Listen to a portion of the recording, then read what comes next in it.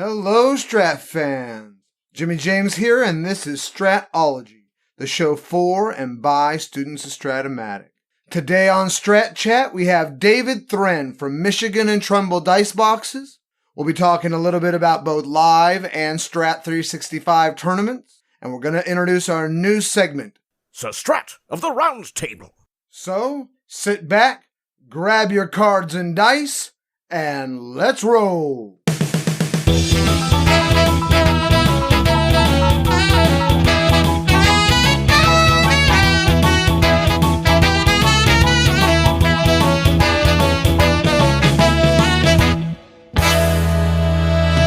And now it's time for Tournament Play. Since we've spoken last, both the 2020 Barnstormers and the 2020 Players Championship have both ended, and we have two new Strat champions. But before we delve into that, I want to talk about live and online tournaments. Because the world is starting to open up and some of us like to play mano a mano, I thought now would be a great time to check out the live tournament scene as it starts to get back underway. Today I want to highlight a really cool organization, the Strat Tournament Players Club. They put on tournaments both live and online, and it is playing in tournaments like this that you can get the points to qualify for the Strat World Championship tournament held every January. They've had champions every year since 1986. And we want to give a quick congratulations to Jordan Barker, the 2021 Strat World Champion. Sorry for that digression, back to StratTPC. They're broken up into 4 geographical regions and 2 online divisions. The geographical are East, West, South, and Jasper.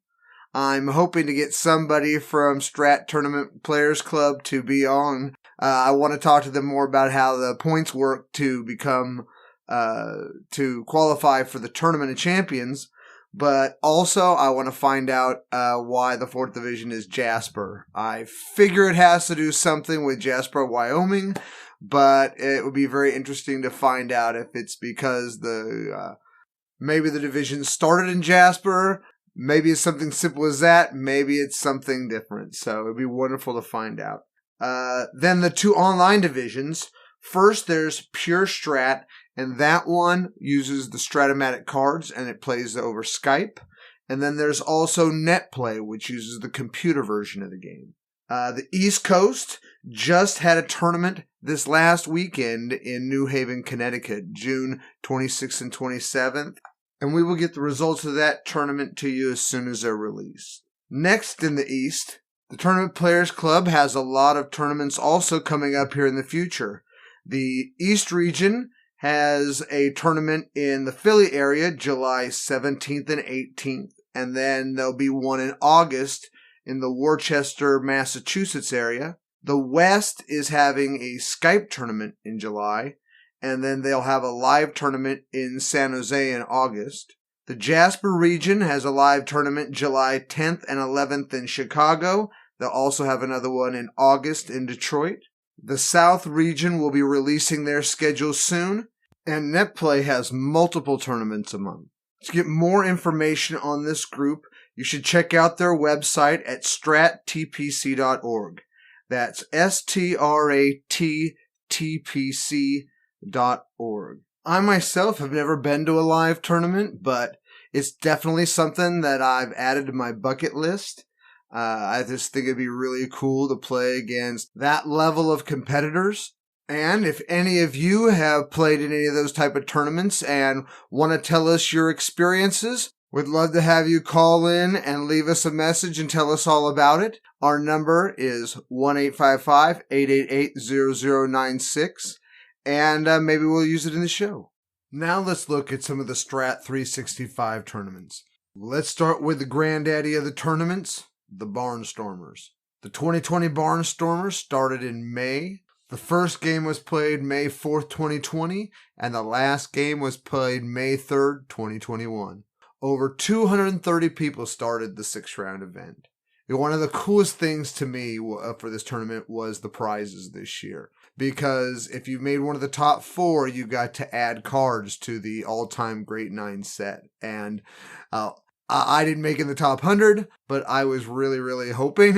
I knew who I was going to add to the set. My mom's best friend's husband played ball for the White Sox and the Royals, and I really was wanting to add his card to the set. So I just thought that was one of the really coolest prizes, especially since this year they didn't have tickets to games like they normally do as a prizes. So after those 6 rounds, the top 9 points getters automatically go on to the finals. Those were in order: Gesundheit, Laboratory, Regio Drill, Gary Clausen, Bruce F., BC 7171, Go Reds 54, BD Ward, and S. Judd. Okay. The next after that, the next 72 places 10 through 81 played in 3 24-team leagues. After the end of that season, the winners of each of those leagues joined the other 9 to play in the finals. So the guys that won those leagues were Douglas, Freeman, and Dinsdale. The final league started March 1st of 2021, and those 12 battled it out over the next 8 weeks. At the end of the regular season, we were down to 4. The leader of the West was Gesundheit's Gesundheit Tide with a record of 97-65. In the Central, it was S. Judd's Helsinki Glog Guzzlers at 92-72. In the East, it was BK 7171's South Lake Pioneers 3 at 87-74. And the wild card, also from the West, was Doug S.'s Illinois Governors at 87-75. In the semis, Gesundheit beat BK 71-71 in 5 games, and S. Judd beat Doug S. in 6. In the finals, Gesundheit took games 1 and 2. S. Judd took game 3, but Gesundheit slammed the door and won the last 2. So the 2020 Barnstormers champion is Gesundheit. His Tide did it on the backs of Gehrig, Ruth, Duke Snyder. He also had 4 quality starters. Next, let's talk about the 2020 Players Championship. It started also on May 4th, and it played its last game April 4th.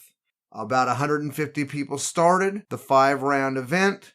After their regular seasons, then the 9 division leaders and the 3 wild cards from that round went on to play in the finals.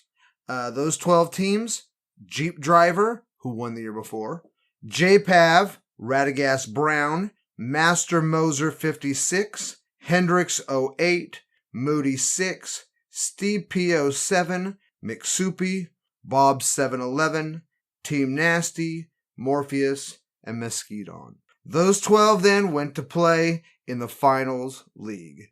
At the end of that season, we're left with 4. The leader of the West was Master Moser 56's Small Ball Wonders with a record of 87-75. In the Central, it was Bob 711's Mutant Strain with a record of 90-72. In the East was Hendrix 08's Alameda Allspark with a record of 80-82. And the wild card was Team Nasty's Redemption Thong with 89-73. In the semifinals, we're both over quick. Hendrix 08 beat Bob 711 in 4, and Master Moser 56 swept Team Nasty. That brings us to the finals. After 2 days, Master Moser was up 3-1, but then Hendrix 08 came back and won 3 days in a row. What a series. If you've ever played Strat 365 and you've been in the tournament and those last 3 games play 1 a day, and wow, just the highs and lows of playing the game. The 2020 Players Champion is Hendrix 08. He's also the first 2-time champion and also has made it to the finals of the Barnstormers, and he will be our guest on our next episode. So we want to give a big, huge congratulations to both Gesundheit and Hendrix08. These tournaments are a beast and just chocked full of the best Strat players. Next week, we'll take a closer look at how the 2021 tournaments are shaping up. The Players' Championship is in the first round. The Barnstormers is in the third, just starting the fourth. And the Mystery Tournament is in the semifinal round. We will check out who's on top of the leaderboards with an extra look at the Mystery Tournament. Back after these messages.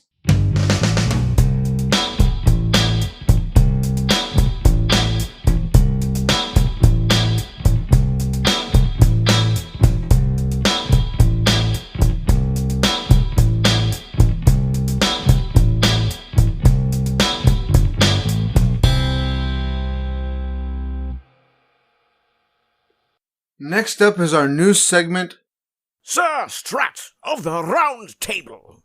Our weekly discussion segment where our rotating panel takes on a single Strat question, usually based on the theme of the show, but not always. And if you guys have anything that you'd like us to discuss, let us know. Message us on social media or call our message line. Well, once I get my helmet on, we're ready to start. Sir Strat of the Round Table. Welcome back, guys. We are here with Sir Strat of the Round Table with my first round of guests. Sir Charles, Sir Peter, and Sir Robert. How you guys doing? Good. How are you? Oh, very good. Thank you guys for being here. So every week we're going to have different question that we're going to go over. And this week's question is about how we started playing Strat. So I'm going to go around with the guys and we're going to talk about first question. When did you guys start playing Strat? Sir Charles? This is a two-part answer. I played like one or two games when I was a little kid at my friend's house. And I started playing seriously in high school, pretty much. For the 70s seasons. What about you, Peter? When did you start playing? What age? I played when I was a kid, maybe like 8 years old. I played with my dad, cards and dice at first. And I honestly, I didn't really play that much. He was, kind of an old, Yankee fan. So, we played like the old Yankee Dodger stuff, cards and dice, but then I kind of lost it and I didn't pick it up again until about 2002 when I started doing 365 online. Oh, you've been playing 365 since 2002. Yeah, I started playing it. I just found on the old Sporting News website, and I started doing it, and I was really bad. I just played the 2002 season, and then I lost it for a few years. I would say 5 or 6 years, and then I came back, and that's what I've been playing. I've been playing almost 365 days a year since. Yeah. So, did you realize when you were on the Sporting News that it was the same game that you had played with your dad as a kid? Oh, I knew. I had always talked about Strat-O-Matic because I'd never gone back to the cards and dice game. I just never did. It was expensive. It was, or too expensive at the time for me. And it was just, it was inaccessible. And it was difficult to play the cards and dice. I was a student. I just didn't have an opportunity. So when I saw it online, I was like, oh, this is amazing. And I originally thought it was just like a computer version of it where you actually play it. But I didn't realize all the different aspects of 365 until I got into it. And I was hooked. I played a lot of seasons pretty quickly. Once I got into 365, I was hooked immediately. Once Jimmy D's set me up and he started playing again. And at first I was like, oh, will this really be like Strat? But then very soon I realized, oh yeah, this is like playing Strat. So same here. Like I Googled how to play Strat online for years. I didn't even find 365 even when the Google search. Like I just wanted to find a game on the computer that didn't have physical cards and dice that I could play Strat. And then I found 365 like 3 years ago and I was hooked immediately. Yeah. What about you, Sir Robert? When did you first start playing Strat? About 2-3 years ago. Tony and Dave needed an owner. They said, are you interested? I said, I don't know. I'll try it. And I started playing. I was hooked, but then I created a league, and I've been playing ever since. Yeah. And in fact, it's an amazing league, Rob. And actually, all four of us are in that league. So you really do a good job with that league, Robert. And how many of you guys are still alive right now in that league? Just me, apparently. I'm sorry. Yeah. Oh, yeah. Just you. I still claim I had the greatest team in the history of that league so far. Wire-to-wire champion. So You did. Okay, guys. So what are some of your earliest memories of Strat? Why don't you go first, Sir Peter? Yeah, so I remember playing my father. When I played baseball as a kid. So I played first base. My father always just said his favorite player was Moose Scourin. So I remember, I had no concept of who this guy was, but I remember him getting the Strat. He talked about playing Strat-O-Matic as a kid, and he got the set. He bought it, and he bought the 50s Yankee set, the Dodgers set. And I remember playing as the Yankees, and we used to argue that because he hated the Dodgers, but he had to play the Dodgers, and I wouldn't let the Yankees play the Yankees because the Yankees couldn't lose. So but I remember specifically, I would put Moose Scourin in the lineup no matter what, and he always batted fourth. I just remember that very, very clearly. And I just remember the old set, and that was my first memory of playing Strat-O-Matic, and it was just completely it was just completely new to me, and I didn't understand any of the nuances. I was probably only 8 years old, but Moose Scourin, I remember hit the earliest memory I have was I remember Moose Scourin hit a game-winning home run off of Don Drysdale, and I remember we were in Yankee Stadium, and I remember basically rubbing it in my father's face. And it was that was my first real good memory. Oh, that's awesome. That's awesome. What about you, Sir Charles? I was over at a friend's house, and I was probably in maybe age 8 or something, and he said, "Oh, I've got this game," and he was a big Yankees fan. At the time, I was a big Mets fan. So he said, and he showed me the basic game, which is what I love about Strat, is I think all 3 levels are just fun to play. So, 8 years old, I didn't even see an advanced card until the 70s, but he gave me the 27 Yankees and gave himself the 61 Yankees. And, we played a series, and I remember Waite Hoyt. I mean, I knew a lot about sports and baseball at the time, but for the 27 Yankees, there was a whole roster of guys I really didn't know. Everyone knows of the Ruths and the Gehrigs. So, I had access to these guys, and it was almost like fiction for me. These are new guys from the 27 Yankees. And I remembered Waite Hoyt throwing and pitching a shutout, and I was like, wow, this is the first baseball game that I played, and I'm an even par with my friend who played this all the time, and I pitched a shutout, and I'm like, this is a game for me, and after that, I invented my own games with dice and charts, and they played pretty realistically, but it was kind of a lot of work, and my earliest memories is actually playing it seriously was me and a bunch of my friends in high school. We assigned each other teams, and we just played full seasons, and it was a blast. We played all the time and everywhere. We played during classes. We had the cards in our notebooks, and we were rolling the dice underneath the notebook covers and reading the charts, and that was a lot of fun. It was kind of like this danger, getting caught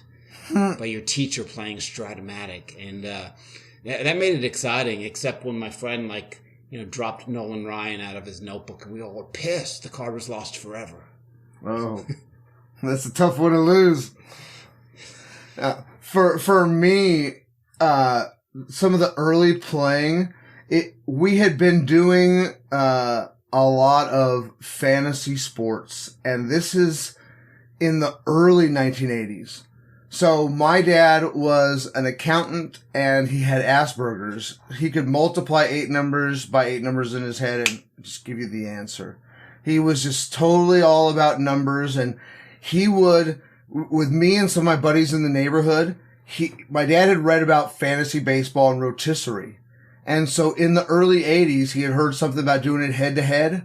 So he created a head-to-head fantasy league that me and my friends in the neighborhood, we had our live draft. And on Saturday, my dad would go through the newspapers for the week and do everybody's stats for the whole league for all my friends. So there'd be like 10 of my friends, all of us with teams that we had drafted.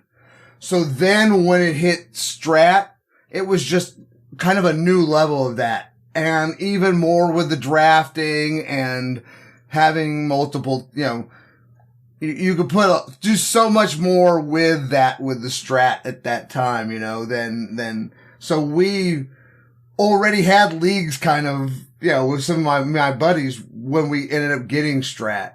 So it was really, my dad is always a big part of that because of the way that even when we did Strat, he compiled everybody's stats for us. None of my friends had all their stats out like we did, because, he was right on it. So I miss that about fantasy. The weekly, they send you the results in the mail. I think that made it a much more challenging game than the one now that you can just sort everything and you get notifications when someone has turf toe and can't play. So you're not quite up on it. Yeah. Well, and especially now that football really is, I think fantasy football is so injury based now. If you lose running backs early in the season and there's not a lot of guys that are, that come out of nowhere, sometimes your season's over pretty early. And I play fantasy baseball too. And there's some trades, there's, a lot of movement. But it seems like football, not as much for me. Oh, I've always preferred Strat-O-Matic. It's funny, whenever I try to explain somebody what Strat-O-Matic is like to somebody, and they say, oh, it's like fantasy sports. And I go, well, no. I said, because you got to know what you're doing in order to win. You can't just show up. I actually, a lot of the times I explain it, it's like the Dungeons and Dragons for sports guys. Because with fantasy, I don't play fantasy sports anymore. Well, obviously with the exception of Strat-O-Matic, but I just don't play fantasy football. Personally, I think there's just so many people that you could be really successful and just not really necessarily know what you're doing. You could just, you could just open an app on your phone and somebody will tell you who to pick up, what to do. When you're playing Strat, for me, it's you got to know the game. You got to know all the different nuances of it. Like you guys said, it's, you used to have to do a lot of analytical work, and now there's no work to it anymore. You just pick up, maybe an app on your phone, and they'll tell you what to do. Even today with Strat, with all the information out there, I still have to look at my team. I have to analyze it. I have to compare it to who's out there. So it's that sports geek in us that gets fulfilled through Strat-O-Matic for me. Yeah, once I started feeding into that aspect of it, I realized that fantasy sports are more passive. It's more of a passive game when it shouldn't be. And it became disappointing to me. And also, I found that the real game is getting influenced too much by fantasy.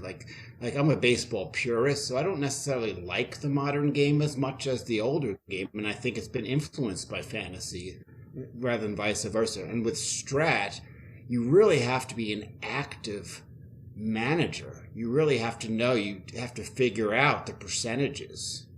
Mm-hmm. And if you make a wrong move, or if you make a wrong guess, or if you've got a card that underperforms, it's just like in real life. Yeah. Well, and there's, I think with Strat-O-Matic, unlike fantasy, I think fantasy, it's all about the players. And in Strat-O-Matic, there's lots of different ways to win. You can win pitching wise. Peter is pitching in defense. I'm hitting in defense. There's all different ways to play the game, and there's no doubt successful ways to play the game. I'm losing in defense, apparently.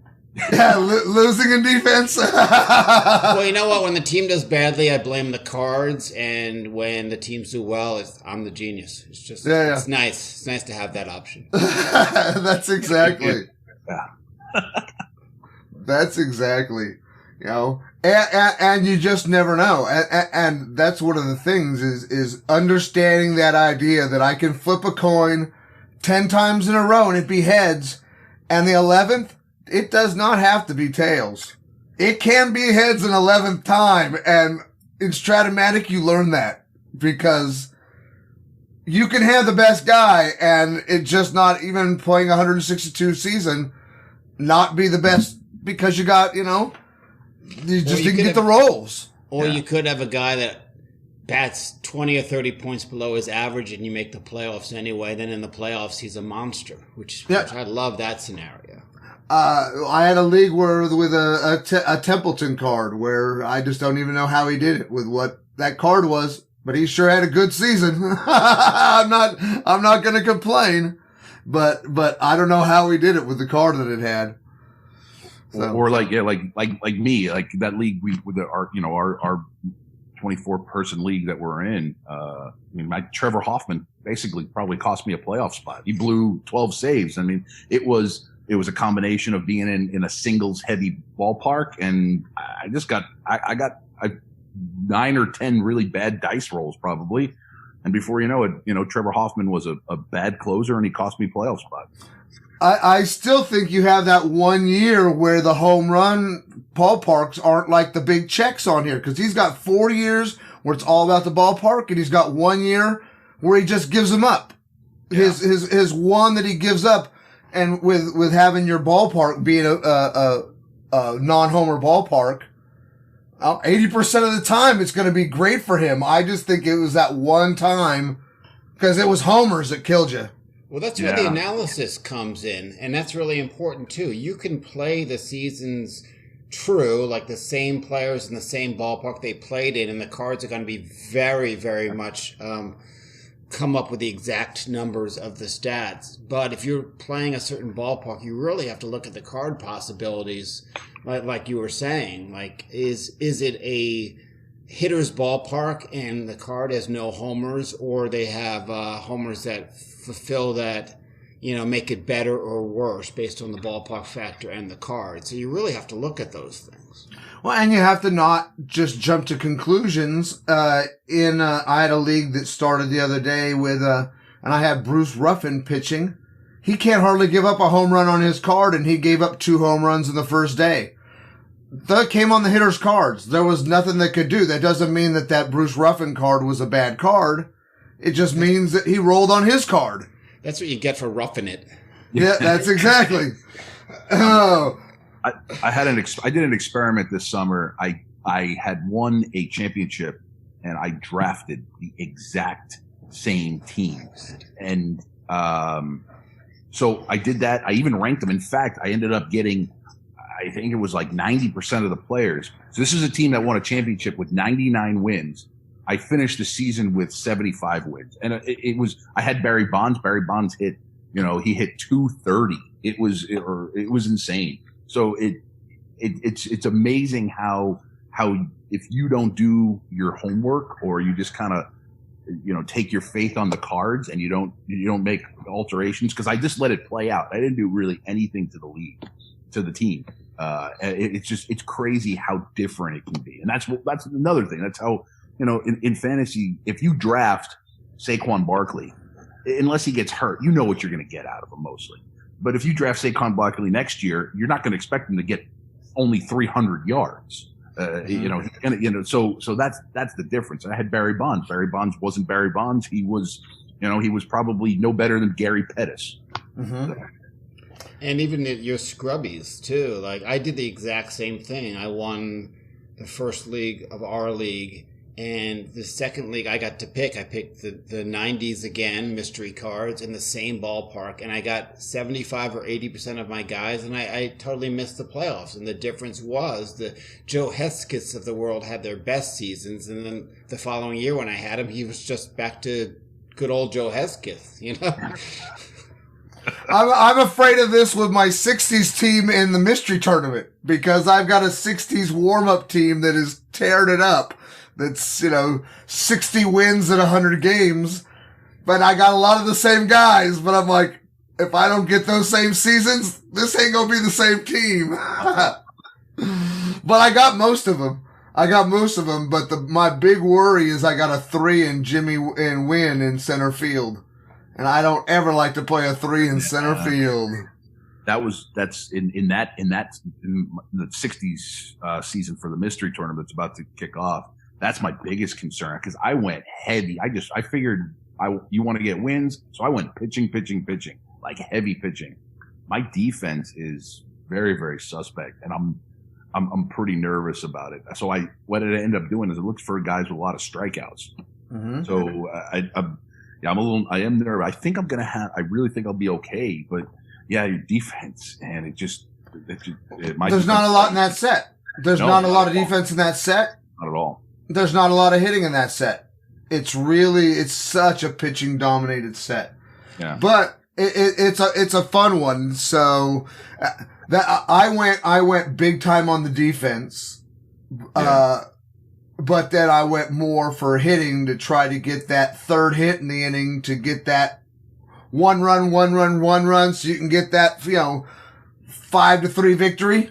Yep. Because you really have to eke out the runs in this set, but it's a very fun set to play.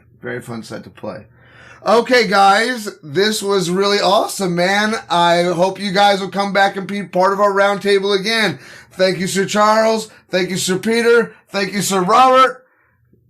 We'll be back right after Robert, this. Are you there? Robert?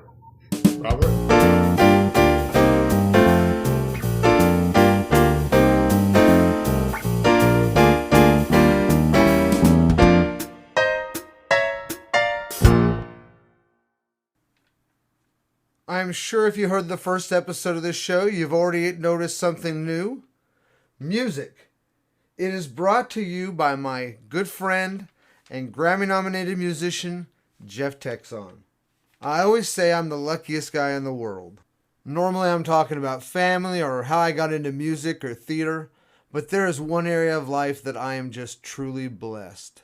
Lifelong childhood friendships. The ones that have seen you through all your highs and all your lows. The ones that know where all the bodies are buried and heck, may have helped you dig a few of the holes over the years. I personally am lucky enough to have 3 of them. And one of those is Jeff Teczon. We became friends when we were 12 and 13. We went to a tiny Christian school. We were 2 of 4 tenors in the choir. Only 40 kids in the high school part of the school. We've stayed friends through the years, worked on a few musical projects. The last one was about 2 years ago. He was musical director when I directed Rocky Horror. So when we decided to do the show, I reached out and he most graciously said yes. So all the music you will hear today and in the future will have been written and produced by Jeff Teczon. And remember to check our website because we will have links to his upcoming shows and projects. I'm going to go off on a little side note that I hadn't planned.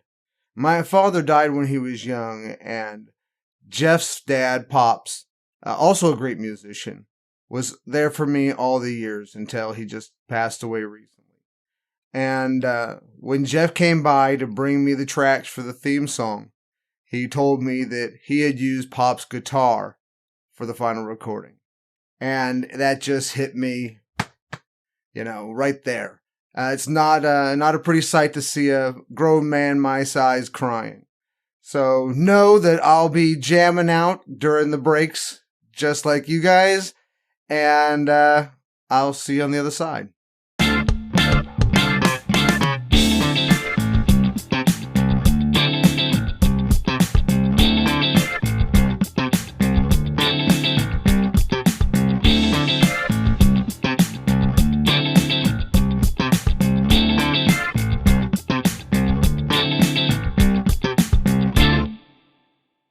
We're here with David Thren from Michigan Trumbull Dice Boxes. How you doing, Dave? Hey, very good, Jimmy. Thanks for having me on. Oh, dude, thank you for being here.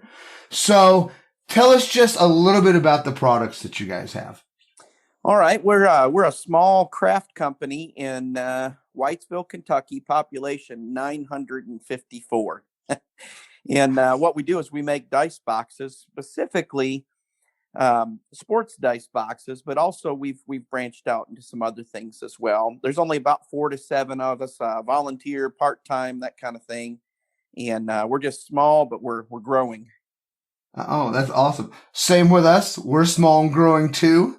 And we love to support small businesses. Awesome. So it's just, I mean, small businesses are what, America runs on. So. Oh, yeah.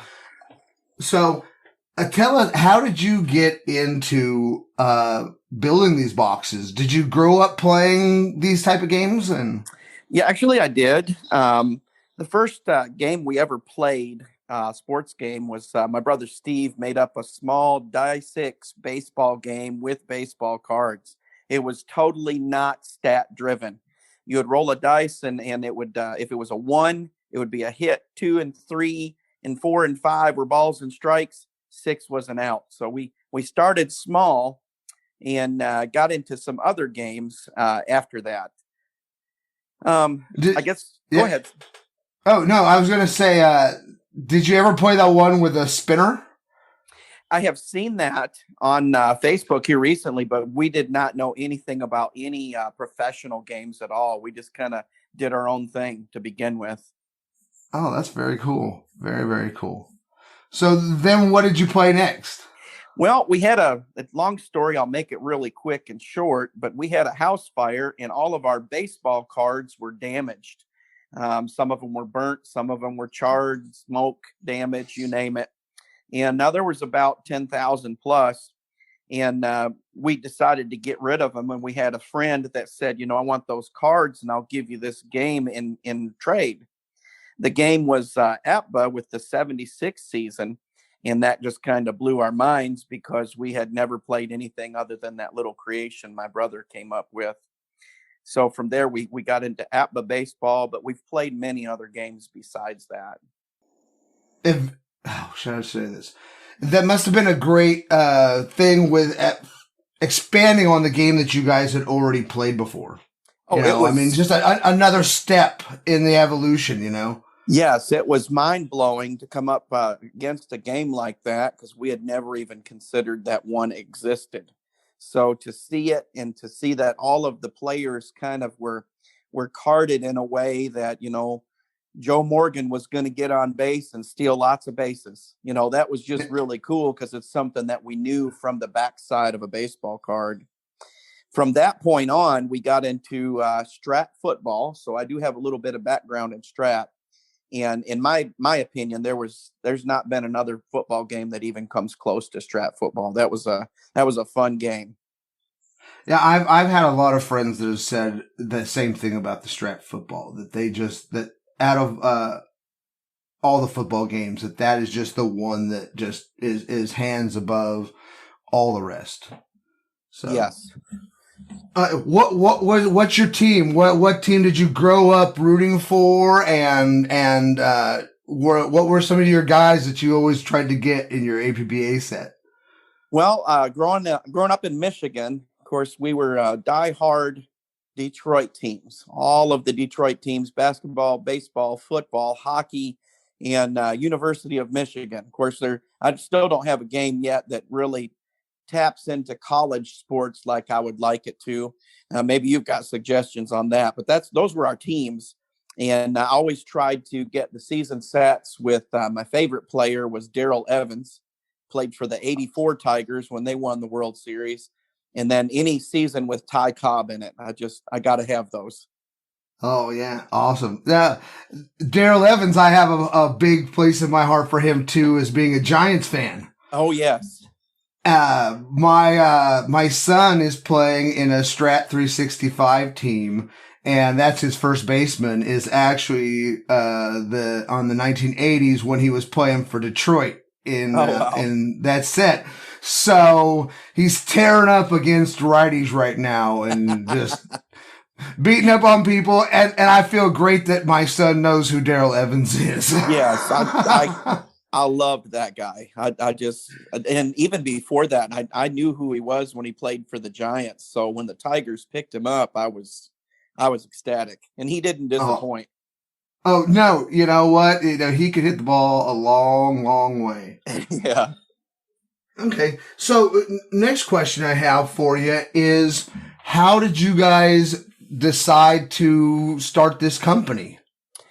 Well, growing up, of course, we've played a bunch of different kind of games. We talked about that already. We also played some games that are non-sports games. We're fans of Avalon Hill games, and any kind of game you could put on the table and you all sit around and play it. That's what we wanted. But I was unaware of the existence of dice boxes or dice towers. Didn't know what they were at all. So most of the time when we played games, we'd roll the dice, of course, and when your dice go off the table, which is it's terrible, but either you're looking around, can't find them, or it went down the vent, or the cat got it. And I kept thinking to myself, this is silly.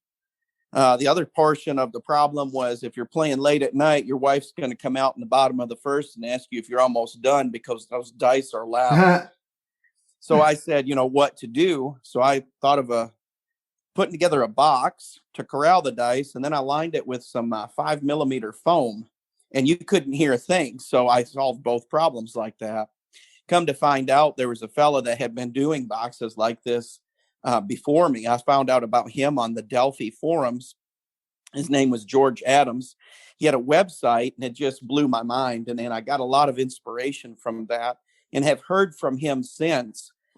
Where he's congratulated me and given me some pretty high praise, which I'm so grateful for that coming from him. Well, I posted on Delphi forums concerning a baseball game that I was trying out. A friend of mine created, and in the background was a picture of my dice box I created for myself. They didn't that thread took off, and it had nothing to do with the game I was playing. They were all ordering dice boxes from me. Hey, would you build one for me? Would you? So it was kind of accidental. They're beautiful. They truly are. You make art for this. Where did the name come from? Michigan and Trumball. You just said you're from Michigan, so yes, it kind of sounds like a street corner. It is. It's exactly the street corner of where the old Navin Field used to sit, and then Tiger Stadium, of course, was the rename of Navin Field. And I remember Ernie Harwell, the announcer, would say, here at the corner of Michigan and Trumbull, and that's kind of become a phrase in Michigan. Now, there's a website out there called The Corner. I think there's some other things going on now, but if you're a Tigers fan and you hear The Corner or Michigan and Trumbull, that's those two street signs right outside the stadium. Oh, I like that. That's a good name. Awesome. So, anything that can pull back in someone's thoughts. I think that's one of the great things about these games is, even though that you can do stuff with modern players, you can do stuff with past players that you just can't do in most fantasy sports. Yes. Having, Darrell Evans face off against, Christy Mathewson, or having Darrell Evans and Ty Cobb on the same team. Yes. That type of thing just tickles that part of all of us that's still that little kid. Awesome. Yeah, I think the same thing. That this type of hobby, I would say, of cards and dice, just to me personally, that beats the devil out of anything computer related. And I know a lot of people like Ep2 and they like Strat-365. There's nothing to me like having a set of cards in your hand and rolling the dice. Oh, I like it too. I do like playing the Strat-365 because I like to play. I'm usually playing a couple of teams at a time, so I can kind of look at things on a number wise basis. Wow, I hadn't considered that. Coming from an accounting background, I like to that whole analyzing the numbers aspect. But like you said, there is a lot to just sitting there, playing a single game, enjoying it with a friend, and rolling out rolling it out. In fact, I just made up some playoff seeding sheets for my best friend because he's doing a 32 all-time great team down to 0 or down to 1. I should say 0 down to 1. So, there's just so much with these games and that for everybody. Yeah. So, okay. So my next question is, tell us a little bit more about the dice boxes themselves. Like, explain to us how they work a little bit and about some of the features that they have.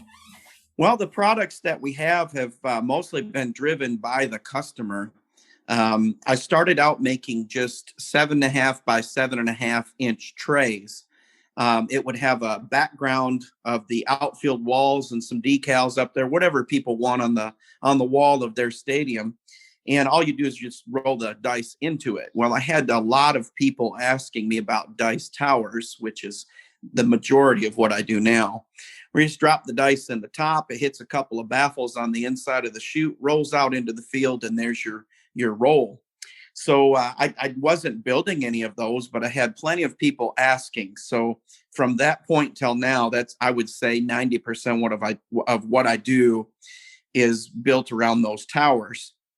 The next thing, evolution, I guess you'd say, is people wanted something bigger than 7.5 by 7.5 footprint.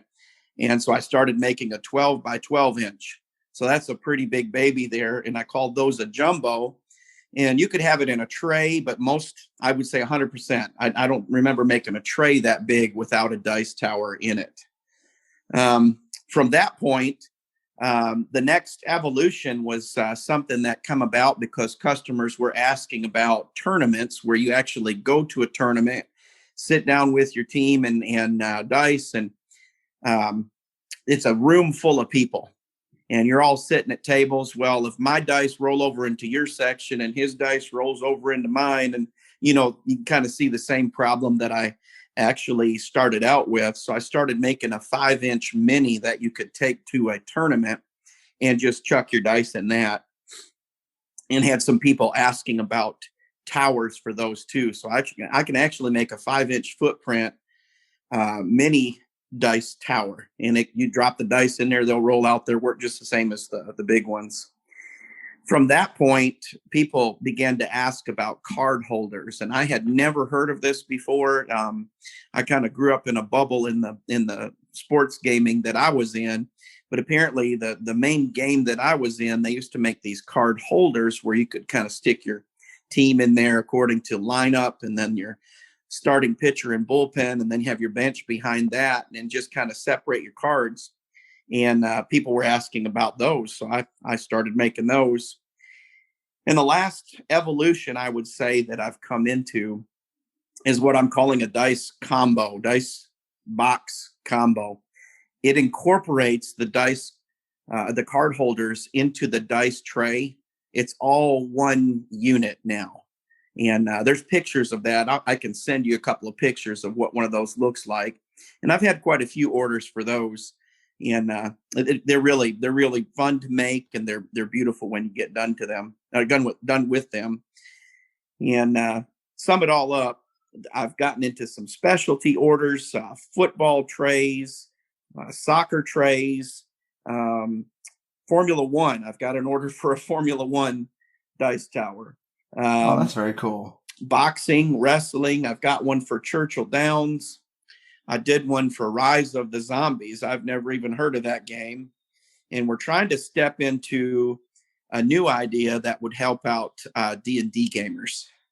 Oh, that's very cool. Yeah. I'm exactly that D&D age group. I was right at the time when it came out.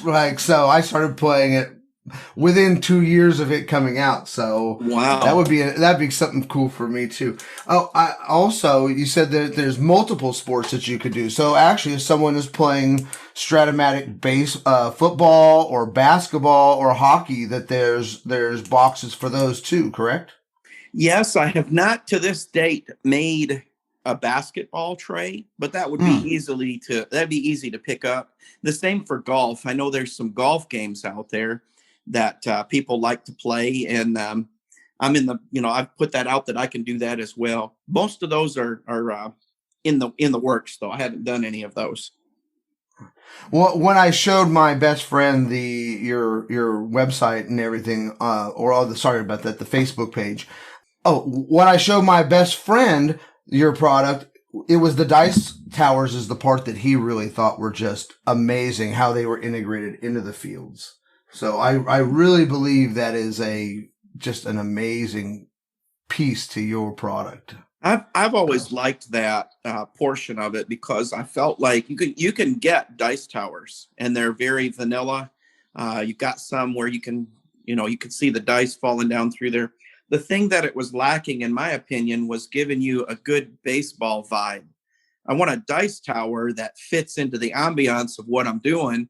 So, for instance, I have another kind of different kind of game. It's called D-Day dice.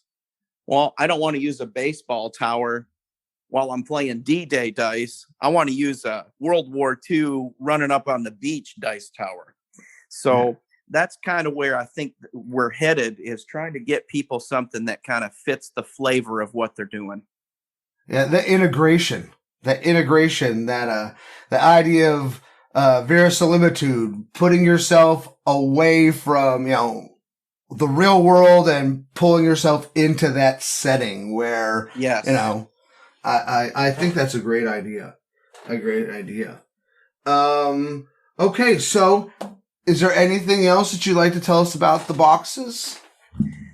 Well, the pricing, I feel like a lot of people send questions about pricing and things, and I usually interact with them via email. And I'll send them an informational email. We do have plans here in the very near future to put together a website where people can interact with us that way. It we kind of keep your place a little bit better. But being able to interact with people when they email me and stuff is something that we're working on, trying to focus in on what works best. Well, small company and you're growing. Yes. Same with us here. One day we'll have all the bells and whistles. We're working on our bells and whistles, and so far people have been so good to me as far as interacting with them. Even when we've had issues and problems with the order maybe not hitting the sweet spot for somebody, I'm always one to make sure that the customer sees the product from many different angles before I ship it to them. And that's when they worry about, sealing the deal. I want them to be pleased with what they get. And so far it's just been a great experience. That was one of the reasons I wanted to have you on. I saw those boxes and you can tell that they are put together with love and care. And all the little details, the like you said, the little trays to hold your cards, those, they make it very special. Yeah. So, and that's what I think we all want when we play these games. We want a little bit of a release from whatever it is that's going on outside. We just kind of seclude ourselves to the point where we can have some fun and feel like we've put the cares of the world to the side for a little bit. And I think making these dice boxes actually helps people find that nirvana, if you will.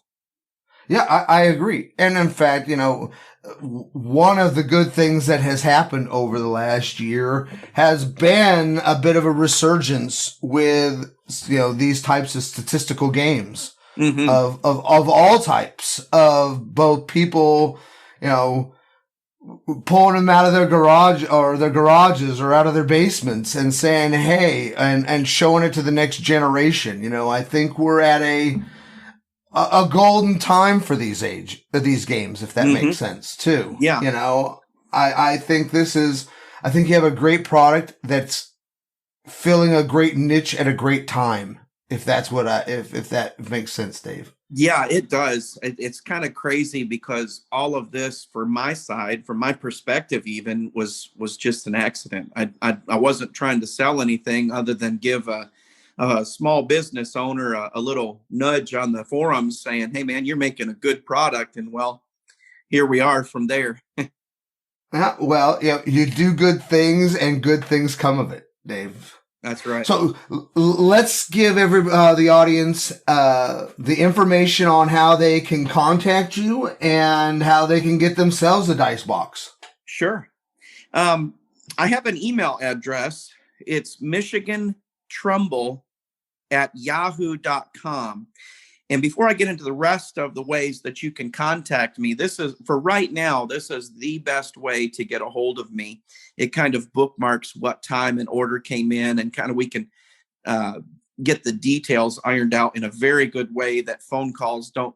Sometimes the details fall through the cracks on a phone call, but michigantrumbull@yahoo.com. My phone number, and preferably a text works better rather than a call, 270-302-0231.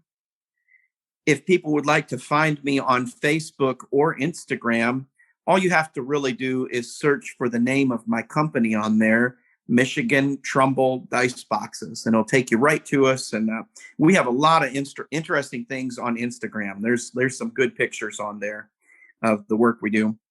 And I did want to throw out there that we have kind of branched out into Canada, and my brother Paul and my nephew Zach are making boxes from up there. And it saves Canadian baseball fans or hockey fans or whatever you like about a good chunk of change on shipping. And the way to contact them is mtdbcanada@gmail.com. Oh, that's great. That's great, Dave. Well, thank you, Dave. It has been a pleasure talking to you. Hey, the same here, brother. I really have enjoyed talking to you. I enjoyed our discussion yesterday. This was awesome getting to hear from you and meet you, and maybe one day we'll meet in person. I need to get myself a dice box. So you're going to be hearing from me for that too. I'd like to give a shout out to my right-hand man, Jeff. He's also my younger brother. He's helped me along this whole pathway, doing things that I couldn't imagine doing on my own. So thanks, Jeff. Oh, that's very cool. One more thing. So, and you can make them so they kind of look like the stadiums, right? A little bit, or have a feel for your personal stadium, right? Yes, I've done minor league stadiums. I've done stadiums that are completely in the imagination of the person ordering. I've done some specialty stadiums that deal with very famous baseball movies. I've done Field of Dreams, The Natural, The Sandlot. I've got all kinds of different orders like that. And what people are dreaming of, they want to see, I work at it until I've hit the mark for them. Oh, that's awesome. So thank you. Like I said, thank you so much, and talk to you very soon, Dave. All right. Thank you, Jimmy. I really appreciate it. Okay. We'll be back after this. I really appreciate this, Dave. And I do really mean that about these boxes. Oh, these truly are, they're works of art. A big thank you today to Andrew Burkham, to our roundtable, Sir Pete, Sir Charles, and Sir Robert, to Joaquin Lewis III, to Carolyn Snyder, to Jimmy Dees, to Jeff Teczon, to all of our wonderful Patreon supporters, to 365 Sportscast, and especially to you, the listener. Hey, Jeff, would you play us out? You got it, Jimmy James. We will see you again next Saturday, 4 p.m. Eastern, 1 p.m. Pacific, on 365 Sportscast Radio Network.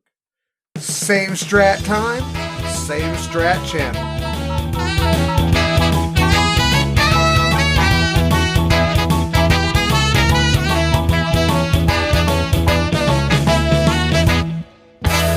Jimmy James. You're listening to the 365 Sportscast Network, the streaming future of sports talk radio. Listen to us round the clock on the net over 365sportscast.com. On your phone with the 365 Sportscast app, and on your favorite smart speaker by enabling the 365 Sportscast skill and saying, "Play 365 Sports." The views, opinions, and content of the show hosts and their guests appearing are their own and do not necessarily reflect those of 365 Sportscast LLC, its owners and partners, or this network.